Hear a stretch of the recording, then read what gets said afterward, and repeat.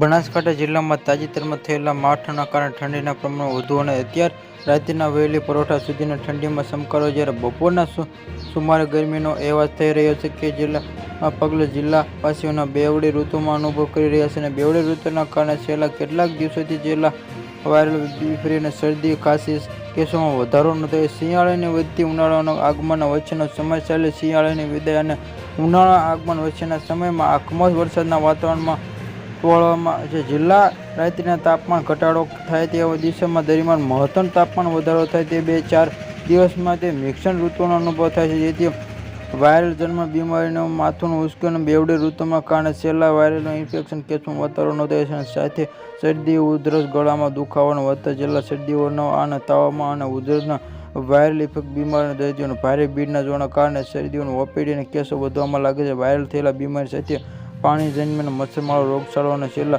ઝાડા ઉલટીના કેસો પણ જોવા મળી રહ્યા છે. અને ઋતુના કારણે વાયરસમાં આ તબીબીઓને ગઈને બાળ નકશાના પ્રમાણે જણાવેલા કેસના નાના બાળકોના વાયરલ ન્યુમોનિયા અને વાયરલ ગાલફસોડિયા અને વાયરસના ફ્લોઇંગ તાપમાં અને તબીબોને સમયસર દવા લેવાથી બાળકને તાત્કાલિક રાહત મળે અને સરકારી સહિતના ખાનગી હોસ્પિટલોના ઓપીડીમાં વધારો થયો છે. કેટલાક ડોક્ટરે પણ કેટલીક દિવસોના બેવડી ઋતુ અનુભવે લોકોને બીમારીઓ અને ઓપીડીની સંખ્યા પણ વધારો નોંધાયો હતો. અને બનાસકાંઠાના લગ્નની સિઝનમાં અને પણ જામી છે અને આ કારણે બદલી ઋતુ વચ્ચેલા લોકોને લગ્ન અવસરમાં લગ્નને આ વધુ પડતો ઉપયોગ કારણે આવા દર્દીઓનો વધારો થયો છે.